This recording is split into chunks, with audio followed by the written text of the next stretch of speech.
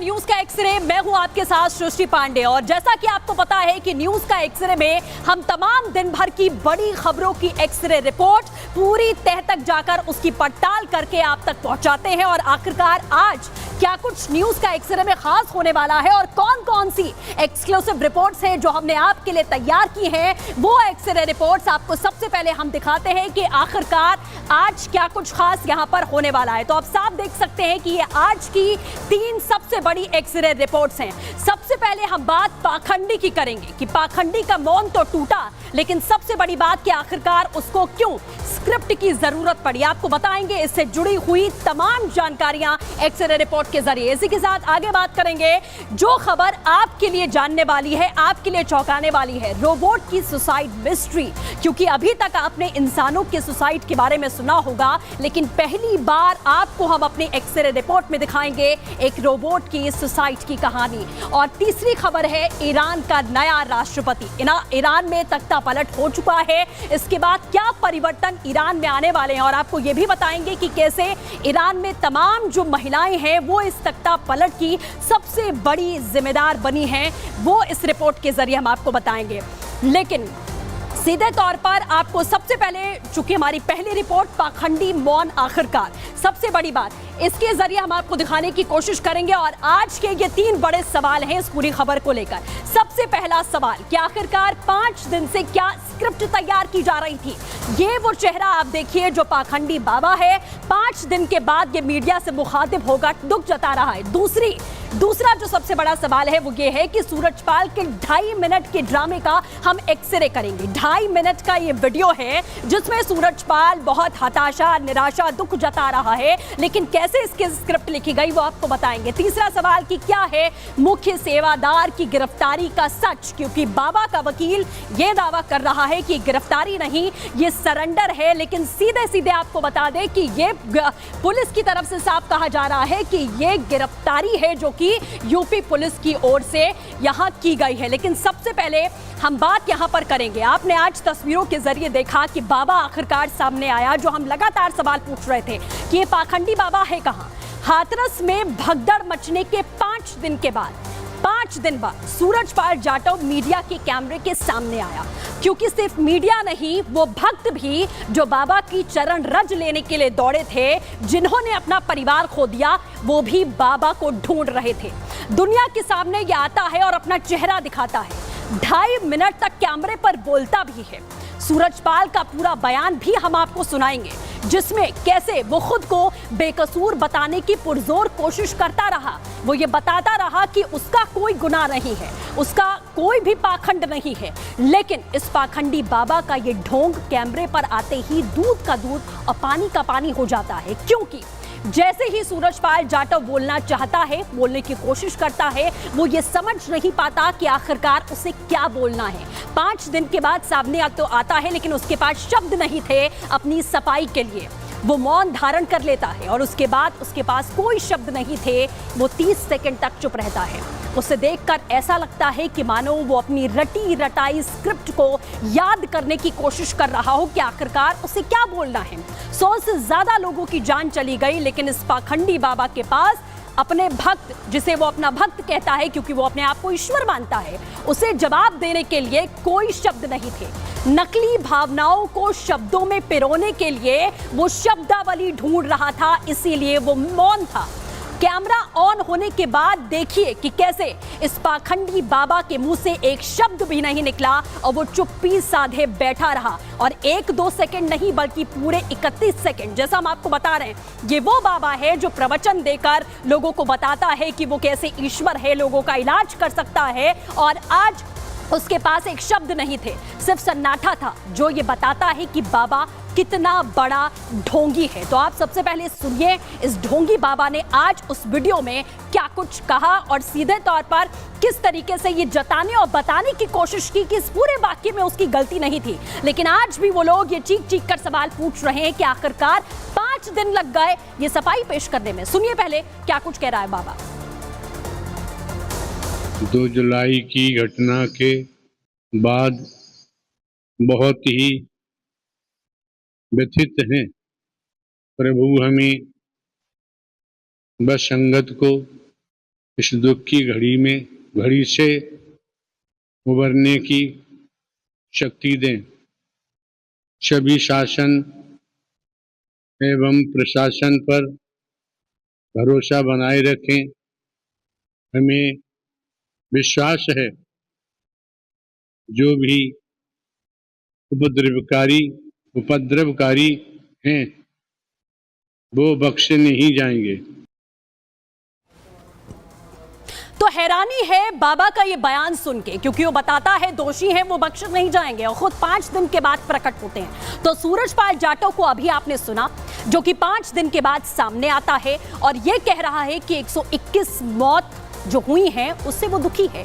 अब सवाल ये उठता है कि क्या वाकई इसे देखकर आपको लगता है, आप खुद देखिए और खुद आप समझिए कि क्या आपको ये लग रहा है कि ये ढोंगी बाबा वाकई में दुखी है? क्योंकि ये तस्वीरें, इसके बयान आने के बाद तो हमें नहीं लगा कि ये दुखी है। इसको 121 तो छोड़िए, एक जान जाने से भी कोई फर्क नहीं पड़ता, क्योंकि ये 5 दिन के बाद सामने आता है और बोलने के लिए शब्द नहीं है, कोई सांत्वना नहीं है। और यहाँ ये सवाल इसलिए है क्योंकि अगर ऐसा होता तो सूरजपाल जाटव कार्यक्रम छोड़कर भाग खड़ा नहीं होता, क्योंकि इसी को देखने के लिए लाखों लाख की तादाद में वहां लोग पहुंचे हुए थे देश के कोने कोने से। और चलिए एक बार हम ये मान भी लेते हैं कि वो भगदड़ मचने से पहले वहां से निकल गया था, उस समय वो मौजूद नहीं था। लेकिन जब भगदड़ के बाद इतनी संख्या में उसे मौतों का पता चला, तब वो कहां था, ये सबसे बड़ा सवाल है। और वो जहां भी था वहां से क्यों सब कुछ छोड़ छाड़ कर हाथरस नहीं पहुंचा, क्यों अपनी जिम्मेदारी नहीं दिखाई, क्योंकि वो अपने आप को परमात्मा बताता है। अपने भक्तों के लिए उनके बीच में वो क्यों नहीं था, क्यों 5 दिन बाद सोते से जागा और उन मासूम जिंदगियों पर दुख जताने लगा अचानक से। और असल में आपको बताते हैं, इस एक्सरे रिपोर्ट के जरिए हम आपको समझाएंगे भी कि ये सारी बातें इसी ओर इशारा करती हैं कि सूरजपाल जाटव का नंबर सीधे तौर पर ये कपटी बाबा है। लोगों की मौत पर मौत, सीधे तौर पर दुख जताना, इसकी सिर्फ और सिर्फ ये ड्रामेबाजी है जो साफ दिखाई दे रही है। ये कोई बाबा नहीं है, हम इसको बाबा नहीं कहेंगे, कोई धार्मिक गुरु नहीं कहेंगे। ये बहुत बड़ा ठग है जिसने भोली भाली जनता के दान में दिए पैसों से अपना करोड़ों का महल, करोड़ों का साम्राज्य खड़ा कर लिया है और भोली भाली जनता इसकी जाल में फंसती गई।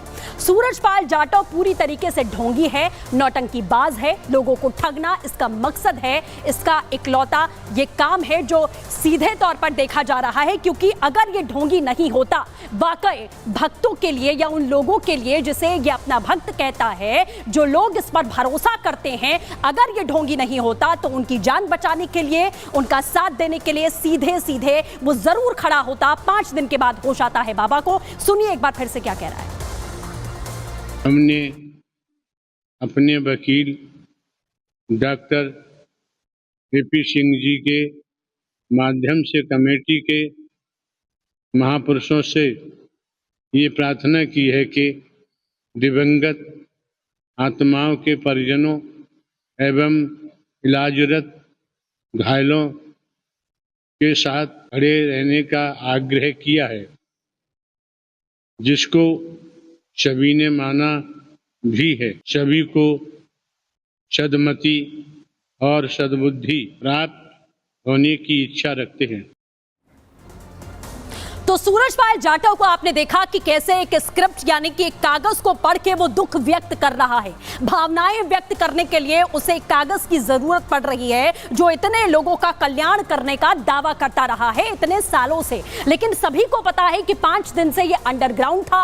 हर कोई जानना चाहता था कि वो चमत्कारी बाबा जो सबका जन कल्याण करता है, सबके लिए ईश्वर है, इन तमाम लोगों के लिए जो उस समय पहुंचे हुए थे उस कार्यक्रम में, वो आखिरकार कहां है। इस एक्सरे रिपोर्ट के जरिए हम आपको दिखाते हैं कि आखिरकार इस पाखंडी बाबा का पाखंड इस 2.5 मिनट के वीडियो में कैसे टूटा। देखिए एक्सरे रिपोर्ट में। 121 जिंदगियों का जिम्मेदार सूरजपाल जाटव बेहद शातिर है। हादसे के बाद से लगातार अंडरग्राउंड है। बीते 5 दिनों से इस ढोंगी बाबा का दूर दूर तक कोई अता पता नहीं मिला। हर कोई ये जानना चाहता था कि भगदड़ मचने के बाद से आखिर सूरजपाल जाटव कहां भाग खड़ा हुआ। आज नारायण साकार हरि सबके सामने आया भी, तो वो भी पूरी प्लानिंग के तहत, मसलन अपने वकील AP सिंह के कहने पर। ऐसा हम इसलिए कह रहे हैं क्योंकि बाबा 2.5 मिनट तक मीडिया के कैमरे के सामने रहा। लेकिन उसकी जुबान पर एक शब्द भी अपनी अंतरात्मा से नहीं निकला। उसने एक एक शब्द स्क्रिप्ट देखकर पढ़ा। सबसे ज्यादा गौर करने वाली बात यह है कि जब ढोंगी बाबा ने अपना वीडियो जारी किया, हमने उस वीडियो का एक्सरे किया, उस पे साफ तौर पर पता चला कि ढोंगी बाबा मीडिया के कैमरे फेस नहीं कर पा रहा है। वीडियो की शुरुआती 31 सेकंड में सूरजपाल जाटव के होठ सिले रहे। वो चुप बैठा रहा और तो और अपनी आंखें नहीं खोल पा रहा था ये ढोंगी बाबा। कैमरे को फेस करने का कॉन्फिडेंस बाबा में नहीं दिख रहा था। बाबा के ये सभी हाव भाव बताते हैं कि सूरजपाल जाटव अगर वाकई में अपने सत्संग में इतनी जिंदगियों के जाने से दुखी है तो उसे दुख व्यक्त करने के लिए स्क्रिप्ट की जरूरत पड़ी ही क्यों? क्या किसी को दुख जताने के लिए किसी वकील की लिखाई पढ़ाई की जरूरत होती है? तो इस पूरे मामले में आपने देखा कि बाबा के ढोंगी होने का पूरा पर्दाफाश हो चुका है। इस एक्सरे रिपोर्ट के जरिए हमने आपको दिखाया। लेकिन आज का सबसे बड़ा अपडेट है वो मुख्य आयोजक और मुख्य सेवादार जिसकी गिरफ्तारी इस पूरे मामले में हो चुकी है। और सबसे ज्यादा गौर करने वाली बात यह है कि मुख्य आयोजक यानी कि वेद प्रकाश मधुकर का पकड़ा जाना और बाबा का सामने आना, इसकी टाइमिंग को लेकर आप साफ तौर पर इस पर गौर करिएगा कि दोनों की टाइमिंग सेम है। 5 दिन से बाबा लापता अंडरग्राउंड माना जा रहा था। इसके सेवादार कह रहे थे बाबा अपने आश्रम में है। पुलिस जाती थी, पुलिस का बयान था कि बाबा आश्रम में नहीं है और अचानक से वो सामने आता है और उसी दिन गिरफ्तारी होती है मुख्य सेवादार की। इस टाइमिंग पर और अगर आगे बढ़ते हैं तो उससे पहले आपसे सूरजपाल के वकील यानी कि एपी सिंह के दावे और पुलिस के दावों का भी जिक्र करना बहुत जरूरी है। आपको जानना जरूरी है कि इस पूरी गिरफ्तारी को लेकर 2 कहानियां बनकर सामने आई हैं जिसकी हमने तह तक पड़ताल की है। एक तरफ पुलिस का कुछ और कहना है, एपी सिंह का कुछ और, क्योंकि एपी सिंह ये कह रहे हैं कि देव प्रकाश मधुकर ने सरेंडर किया है, तो दूसरी ओर पुलिस की ओर से साफ कहा जा रहा है, ये यूपी पुलिस का दावा है जो इस पूरे मामले में लगातार पड़ताल और गिरफ्तारियों का सिलसिला दिखाती हुई नजर आ रही है। उसका दावा है कि उन्होंने मधुकर को दिल्ली से गिरफ्तार किया है। अब हम अगर वकील एपी सिंह के दावे को मानकर आगे बढ़ते हैं तब भी सवाल सूरजपाल जाटव पर ही उठता है, क्योंकि मधुकर का पकड़े जाना और बाबा का सामने आना ये सब कुछ ही घंटों का फेर है। आप समझिए इस पूरी कहानी को। यानी देव प्रकाश मधुकर ने अगर सरेंडर किया भी है तो भी शातिराना तरीके से सरेंडर किया, पूरी प्लानिंग के साथ सरेंडर किया, सोच विचार करके 5 दिन के बाद वो पुलिस के सामने आया। हालांकि पुलिस ये साफ कह रही है कि देव प्रकाश मधुकर को उन्होंने गिरफ्तार किया है और दूसरी कई टीमें बाकी आरोपियों की पड़ताल कर रही हैं। लेकिन ये 2 अलग अलग थ्योरीज सामने आ रही हैं और आपको हम सीधे तौर पर जो 2 अलग कहानियां इस पूरे मामले में है, मुख्य आयोजक और सेवादार की गिरफ्तारी को लेकर, क्योंकि एपी सिंह जो उसका वकील वो कहता है कि सरेंडर किया और पुलिस कह रही है ये गिरफ्तारी है। सुनिए। मैंने 2 वादे किए थे कि हम एंटीसिपेटरी बेल मधुकर की नहीं लगाएंगे, हमने नहीं लगाई। हम सरेंडर एप्लीकेशन मधुकर की नहीं लगाएंगे। हम honourable high court, honourable supreme court में अरेस्टिंग स्टे मांगने नहीं जाएंगे। कानून में विश्वास रखें, लॉ एंड ऑर्डर में विश्वास रखें। मधुकर के नाम जब एफआईआर हुई हमने उन्हें एसआईटी के सामने सरेंडर किया है। उक्त अभियुक्त देव प्रकाश मधुकर को हाथरस की जनपदीय एसओजी द्वारा कल दिनांक 5/7/2024 को देर शाम नजफगढ़ दिल्ली से गिरफ्तार कर लिया गया है। प्रारंभिक पूछताछ पर अभियुक्त देव प्रकाश मधुकर द्वारा अवगत कराया गया है कि वह जनपद एटा में वर्ष 2010 से मनरेगा में जूनियर इंजीनियर के पद पे संविदा पर कार्यरत है। वह इस संगठन से वर्षों से जुड़ा हुआ है और इस संगठन के कार्यक्रम आयोजित कराना तथा संगठन के लिए फंड इकट्ठा करने का काम करता है। वह दिनांक 2/7/2024 को ग्राम फुलरई में आयोजित सत्संग के कार्यक्रम का मुख्य आयोजक था तथा इस कार्यक्रम की अनुमति इन्होंने ही ली थी। इस प्रकार अभियुक्त देव प्रकाश मधुकर को इस घटना के बारे में 2 भूमिकाएं उनकी सामने आ रही हैं। पहली भूमिका मुख्य आयोजक के रूप में और दूसरी भूमिका फंड रेजर के रूप में। तो बिल्कुल आपने देखा कि ये दोनों बयान, यानी कि एपी सिंह का बयान आपने सुना और पुलिस का वर्जन आपने सुना, लेकिन अब इस पूरे मामले को लेकर हमारी टीम ने लगातार जांच की, पड़ताल की, एक्सरे रिपोर्ट्स तैयार की। इसी के साथ में 2 केसेस इस पूरे मामले में सामने आए हैं। सबसे पहला केस हम आपको बता देते हैं कि आखिरकार पहले केस में बात हम करेंगे पुलिस ने किस तरीके से देव प्रकाश मधुकर से कई सवाल पूछे। ये सूत्रों के हवाले से हम आपको बता रहे, क्योंकि इसकी गिरफ्तारी के बाद माना जा रहा है कई सवाल पूछे गए कि संपर्क संपर्क आखिरकार किस तरीके से हुआ, इस सत्संग में कितने लोग आने का अनुमान था, क्योंकि आयोजक जाहिर है तो सीधे तौर पर इसे पता होगा कि कितने लोग यहां पर आए, और सीधे तौर पर हाथरस में हुए सत्संग में कितना चंदा लगा, यह भी इससे सवाल पूछा गया। और हिसाब किताब इसका कौन रखता था, क्योंकि ये मुख्य आयोजक था। माना जा रहा है कि पैसे के लेन देन का भी जो सिलसिला था वो यही चलाता था। सत्संग में क्या असामाजिक तत्व भी मौजूद थे, ये केस 1 में हम आपको बता रहे हैं कि इससे क्या पूछताछ की गई है, और क्या भगदड़ के पीछे भी कोई साजिश थी, क्योंकि सीधे तौर पर कहा जा रहा है कि ये कहीं ना कहीं साजिश के तहत हो सकता है। और आगे पुलिस ने सीधे तौर पर यह पूछा कि क्या सूरजपाल किसी नेता के भी संपर्क में था, क्योंकि तमाम ऐसे दावे किए जा रहे हैं, ऐसी तस्वीरें आ रही हैं जो पॉलिटिकल कनेक्शन इस बाबा के निकलकर सामने आ रहे हैं। और नारायण हरि के भागने के बाद आखिरकार वो कहां छिपा, कहां अंडरग्राउंड हुआ, यह भी पूछा जा रहा है कि इतने दिनों से वो बाबा कहां छुपा हुआ है। और हार्ट अटैक की बात आगे ये भी हम आपको बताएंगे कि क्या तुम्हें हार्ट की बीमारी है, इस बात की डिटेल दो, क्योंकि सीधे तौर पर इसका जो वकील है यानी कि एपी सिंह वो ये दावा कर रहा है कि देव प्रकाश हार्ट का मरीज है, यानी कि सिंपैथी गेन करने की कोशिश है। और अगर हम केस 2 की बात करते हैं तो सीधे तौर पर सवाल ये उठते हैं दूसरे केस को लेकर कि सूरजपाल के करीबी को आखिरकार बचाने की क्या कोई पैतरेबाजी हो रही है, क्योंकि वकील एपी सिंह ने मधुकर को हार्ट पेशेंट बताया है। हमने आपको बताया कि कैसे पुलिस इसको लेकर सवाल भी कर रही है, और देव प्रकाश को सरेंडर से पहले अस्पताल में भर्ती बताया। ये वकील की तरफ से कहा गया कि देव प्रकाश सरेंडर करने के पहले भर्ती था।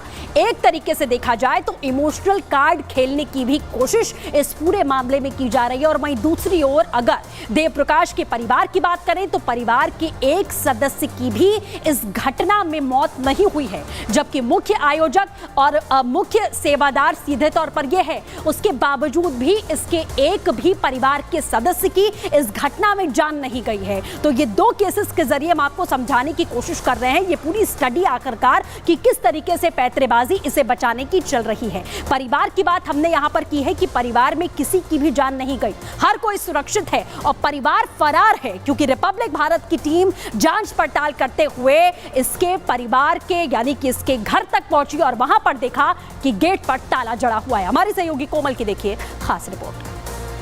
भगदड़ मामले में मुख्य आरोपी देव प्रकाश मधुकर को पुलिस ने हिरासत में लिया है। दरअसल उनके वकील एपी सिंह ने बकायदा दावा किया कि उन्होंने खुद से आत्मसमर्पण किया है, क्योंकि उनकी तबीयत ठीक नहीं थी। लेकिन इस बीच अगर हम उनके घर की तस्वीरें दिखाएं हाथरस से, तो उनके घर के बाहर अब भी ताला लगा हुआ है, अंदर परिवार के सदस्य नहीं है। ऐसे में सवाल एक ये खड़े हो रहे हैं कि आखिर जब आयोजकों की कोई गलती नहीं थी, ऐसे में देव प्रकाश मधुकर भी आत्मसमर्पण करते हैं, तो परिवार आखिर क्यों गायब हो गया है और परिवार अब भी यहाँ पे क्यों नहीं पहुंचा है।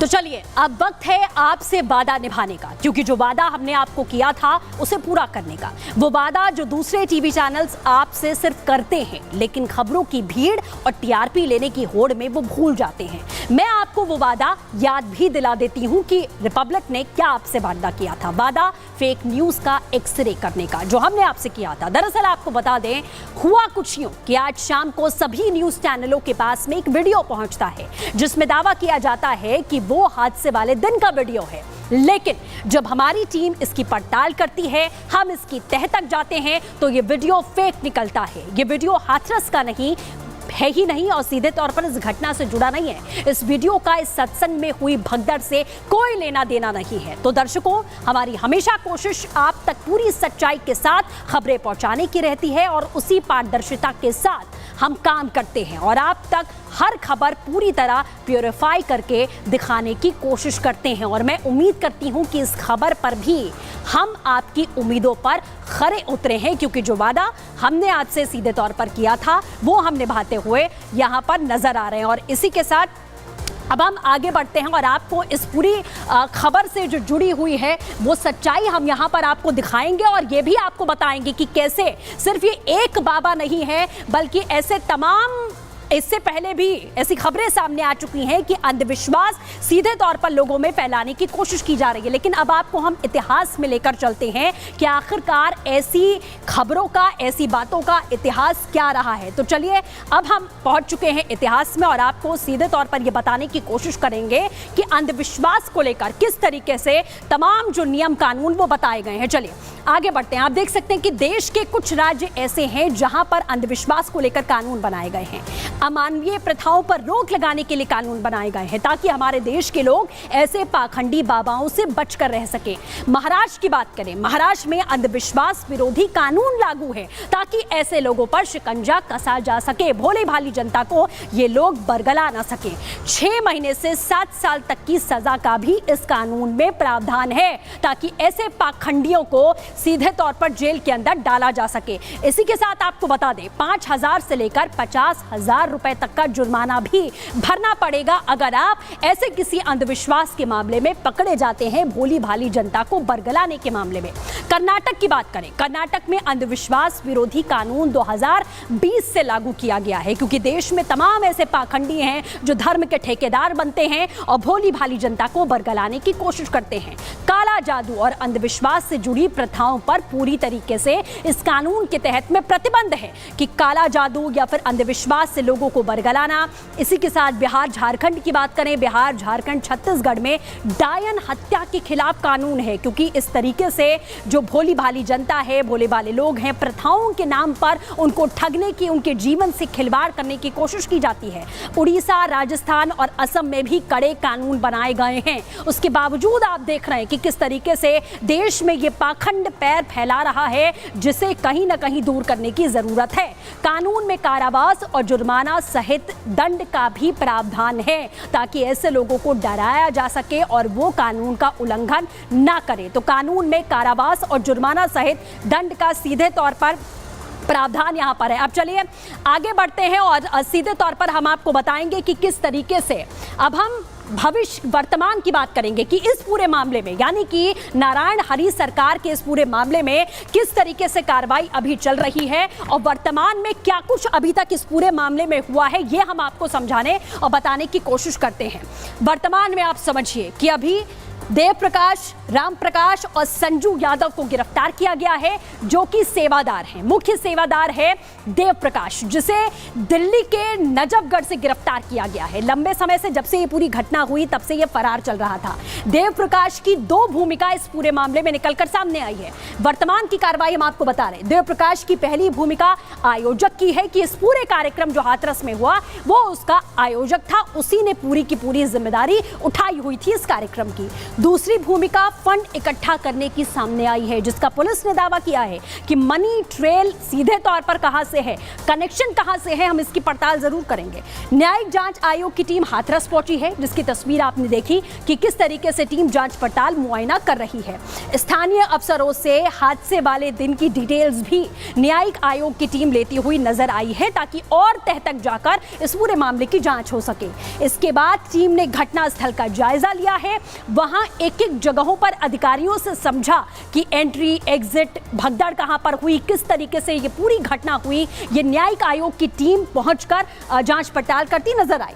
देव प्रकाश को हाथरस जिला कोर्ट ले जाया गया, उसकी तस्वीर भी आपने देखी और इसी के साथ उससे तमाम जो सवाल हैं वो यहां पर पूछे गए और 14 दिन की न्यायिक हिरासत में देव प्रकाश जा चुका है जिससे कई सवाल हैं जो पुलिस यहां पर सीधे तौर पर पूछने वाली है और समझने वाली है कि आखिरकार किस तरीके से मनी ट्रेल भी इस मामले में सामने आ रहा है। और चलिए अब बात करते हैं हम सीधे तौर पर भविष्य की, आगे बढ़ेंगे और भविष्य की हम बात करेंगे कि आखिरकार इन तमाम घटनाओं का भविष्य और किस तरीके से पूरी जो तैयारी है नकेल कसने की वो भी यहाँ पर जारी है। तो हम इस पूरे मामले का भविष्य आपको बताएंगे कि देव प्रकाश मधुकर बड़े खुलासे कर सकता है इस पूरे मामले में क्योंकि वो मुख्य आयोजक भी रहा, मुख्य सेवादार भी। इसी के साथ सूरज पाल पाल के साम्राज्य का भंडाफोड़ हो सकता है इन सेवादारों से पूछताछ करने के बाद। सूरज पाल के ठिकाने तक भी पुलिस पहुंच सकती है, क्योंकि कई खुलासे माना जा रहा है कि ये जो सेवादार हैं वो करने वाले हैं, जिससे सूरज पाल का भंडाफोड़ होगा।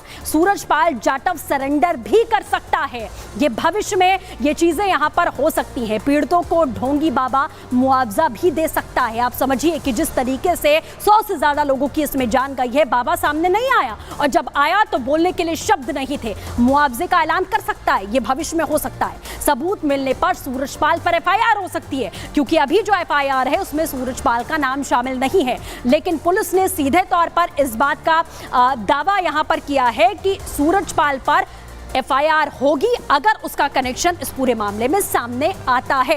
तो ये पूरी एक्सरे रिपोर्ट थी जो हमने आपको समझाने की कोशिश की कि कैसे ये जो पाखंडी बाबा है वो सीधे तौर पर उसका जो पाखंड है वो दूध का दूध और पानी का पानी होता हुआ यहाँ पर नजर आया। लेकिन इसी के साथ चलिए अब हम आगे बढ़ेंगे और अपनी अगली रिपोर्ट का हम रुख करेंगे। लेकिन आप देख सकते हैं कि किस तरीके से ये जो 3 पॉइंट्स थे, हमने तमाम एक्सरे रिपोर्ट आप तक पहुंचाई। लेकिन अब बात सीधे तौर पर हम यहाँ करेंगे रोबोट की सुसाइड मिस्ट्री की। जी हाँ, आप देख सकते हैं ये 3 सवाल हैं, क्योंकि ये खबर आपके लिए है और चौंकाने वाली है। पहला सवाल, रोबोट ने क्यों लगाई दूसरी मंजिल से छलांग? इसका जवाब हम आपको देंगे, क्योंकि अभी तक इंसानों की आत्महत्या की बातें आपने सुनी है, लेकिन रोबोट की ऐसी कहानी पहली बार सामने आई है जो हम आपको बताएंगे। मरने से पहले रोबोट तनाव में आखिर क्यों था? लोगों का तनाव आपने देखा होगा, सुना होगा, समझा होगा, लेकिन रोबोट तनाव में हो सकते हैं, ये पहली बार आप सुन रहे हैं। तीसरा सवाल, आपके लिए ये खबर परेशान करने वाली है, और क्यों परेशान करने वाली है ये भी हम आपको यहाँ सीधे तौर पर बताएंगे कि आखिरकार क्या एक रोबोट काम के बोझ से परेशान हो सकता है और परेशान होकर वो सुसाइड कर सकता है, ये हम आपको बताएंगे सीधे तौर पर। और अगर आप वर्किंग हैं तो ये खबर आपके लिए है, क्योंकि आपके लिए सुनना समझना बहुत ज़रूरी है। अगर आप होम मेकर हैं तब भी ये खबर आपके लिए है, क्योंकि तनाव जीवन का हिस्सा हो चुका है। अपने टीवी रिमोट को आप साइड में रख दीजिए, क्योंकि ये खबर आपको कोई नहीं बताएगा, कोई नहीं दिखाएगा। जो रिपोर्ट, एक्सरे रिपोर्ट हमने आपके लिए तैयार की है, इस खबर को सुनना आपके लिए बेहद ज़रूरी है, क्योंकि ये खबर आपकी सेहत से जुड़ी हुई है।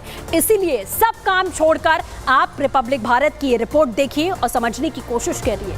ये खबर आपकी ज़िंदगी को पलट सकती है, बदल सकती है, उसके मायने बदल सकती है। आपकी सोच में अहम बदलाव भी ये खबर सुनने के बाद आप कर सकते हैं। आपको झटका लगेगा और आप सोचेंगे कि आखिरकार हम अपने जीवन में किस ओर बढ़ रहे हैं। ये खबर आपको सोच में डाल सकती है। ये खबर हर एक शख्स से, हर एक व्यक्ति से जुड़ी हुई है। ये खबर है एक रोबोट की सुसाइड मिस्ट्री की। जी हाँ, ये सुनकर आप हैरान जरूर होंगे, आप चौंकेंगे जरूर कि आखिरकार क्या ये झूठ है? लेकिन ये कोई झूठ नहीं है, ये कोई कहानी नहीं है, ये 100% सच है जो इस एक्सरे रिपोर्ट के जरिए हम आपको बताएंगे। मामला कहाँ का है, सबसे पहले आप ये समझ लीजिए।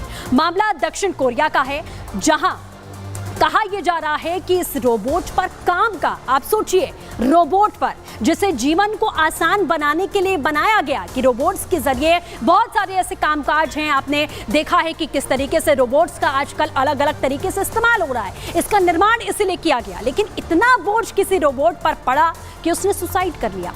अभी तक यही सुनने में आता है कि डिप्रेशन या किसी परेशानी के कारण किसी व्यक्ति ने आत्महत्या कर ली, या आत्महत्या के विचार उसके जहन में आने लगे। लेकिन आर्टिफिशियल इंटेलिजेंस के युग में दुनिया में ऐसा पहली बार जानने, देखने और सुनने में मिल रहा है कि परेशान होकर किसी इंसान ने नहीं, बल्कि रोबोट ने जान दे दी है। तो आप सोचिए कि जब एक रोबोट का ये पूरा एल्गोरिथम आपको हमने समझाया कि किस तरीके से एक रोबोट परेशान होकर, हैरान होकर काम के बोझ तले वो सुसाइड कर लेता है। पूरी कहानी क्या है, इसकी जांच की हमने, पड़ताल की, और ये एक्सरे रिपोर्ट आपके लिए तैयार की है। आप देखिए पूरी कहानी रिपोर्ट के जरिए।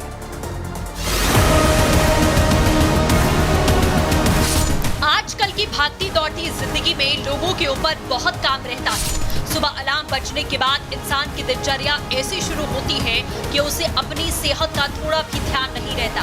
बेशक कहा यह जरूर जाता है कि दिन में 1 घंटा व्यायाम करने से बीमारियों का खतरा कम रहता है और आप तंदुरुस्त रहते हैं, लेकिन भागम भाग से जुड़ी इस जिंदगी में लोगों के लिए वो 1 घंटा निकालना बहुत मुश्किल होता जा रहा है।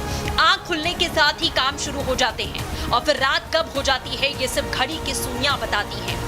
दुनिया में पहली बार किसी रोबोट के आत्महत्या करने की बात सोशल मीडिया पर वायरल हो रही है। इस तरह की अनोखी बात आपने पहले नहीं सुनी होगी।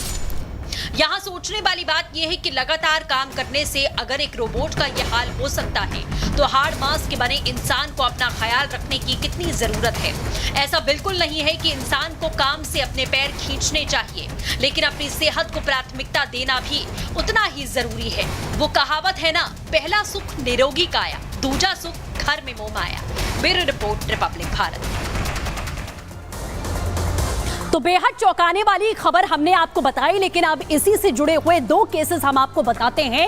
एक तरफ सबसे पहले दो केस स्टडीज हमारे पास में हैं। उन केस स्टडीज के जरिए हम आपको समझाने की कोशिश करेंगे कि हुआ क्या था आखिरकार। रोबोट के पास में आपको बता दें, जो पहली केस स्टडी है उसके पास में अपनी आईडी थी, ये आप विस्तार से समझिए, और इमारत की सभी मंजिलों पर वो आता जाता भी था जिस इमारत पर वो था। काम के दौरान रोबोट अचानक से उसको चक्कर काटने के बाद सीधे तौर पर वो सीढ़ियों से उतरता है और किस तरीके से वो छलांग लगाता है वो हम आपको बता रहे हैं। इसी के बाद में रोबोट के पुर्जे इधर उधर पड़े हुए मिलते हैं। 7वीं मंजिल से उसने सुसाइड कर लिया। रोबोट ने पूरी तरीके से काम करना बंद कर दिया है। तो ये बताया जा रहा है कि ये प्रेशर की वजह से, काम के बोझ की वजह से हुआ। और अब अगर केस 2 की बात करें, यानी कि दूसरी केस स्टडी की बात करें, तो दक्षिण कोरिया के गुमी शहर का ये पूरा मामला है। मामला कहां से जुड़ा? बड़ी टेक्नोलॉजी कंपनी में ये रोबोट काम करता था। दफ्तर में 1 साल से रोबोट तैनात था और 1 साल से वो काम कर रहा था। आपको ये भी बता दें काम क्या करता था। दस्तावेजों की डिलीवरी करना उसका काम था। वैज्ञानिकों की एक बड़ी गलती से हादसा हुआ है जो अभी तक की डिटेल्स में सामने आया है। रोबोट को एआई कमांड देने में एक बड़ी गलती हुई है और रोबोट इंसान के कंट्रोल से पूरी तरह बाहर हो गया, जिसके बाद वो अपना निर्णय खुद लेने में सक्षम हो गया कि उसे आगे क्या करना है। और रोबोट से क्षमता से ज्यादा काम ले रहे थे, यानी कि साइंटिस्ट उससे ज्यादा काम ले रहे थे, उसका कंट्रोल खो चुका था और काम के प्रेशर से रोबोट की फंक्शनिंग पूरी तरीके से बिगड़ गई। और फंक्शनिंग बिगड़ने के बाद आपने देखा कि किस तरीके से उसने 5वीं मंजिल से छलांग लगा ली। लेकिन आखिरकार आर्टिफिशियल इंटेलिजेंस की दुनिया में जिस तरीके से एआई इस वक्त काम करता हुआ नजर आ रहा है और इस युग में आगे बढ़ता नजर आ रहा है, आखिरकार वैज्ञानिक क्या कह रहे हैं, एआई एक्सपर्ट इस पूरे मामले को लेकर क्या कह रहे हैं, वो भी आपको सुनाते हैं। टेक्निकली रोबोट्स या कोई भी एआई सिस्टम्स में फीलिंग्स या इमोशंस नहीं होती है ह्यूमन बींग्स की तरह, क्योंकि हमारे में हार्मोन्स होते हैं। Robotic systems can not feel emotions, तो वो स्ट्रेस या ओवरवर्कड, ओवरवेल्म नहीं हो सकते। तो मेरा मानना ये है कि ये सुसाइड नहीं है, ये एक सिस्टम फेलियर है जो कि हार्डवेयर या सॉफ्टवेयर दोनों कारण से हो सकता है। चलिए, तो आपने सुना कि एआई एक्सपर्ट की ओर से क्या कुछ कहा गया, लेकिन अब आगे बढ़ेंगे। रोबोट की सुसाइड मिस्ट्री हमने पूरी तरीके से आपको बताई, लेकिन इसी के साथ अब हम आगे बढ़ेंगे और आपको बताएंगे कि आखिर किस तरीके से ईरान को उसका नया राष्ट्रपति मिल गया है, जिसमें ये 3 पॉइंटर्स हैं इस एक्सरे रिपोर्ट में जो हमने तैयार किया है। पहला सवाल ये है कि क्या ईरान में महिलाएं अब बुर्का नहीं पहनेंगी, क्योंकि जिसे उन्होंने चुना है वो ऐसी सोच के विरुद्ध है।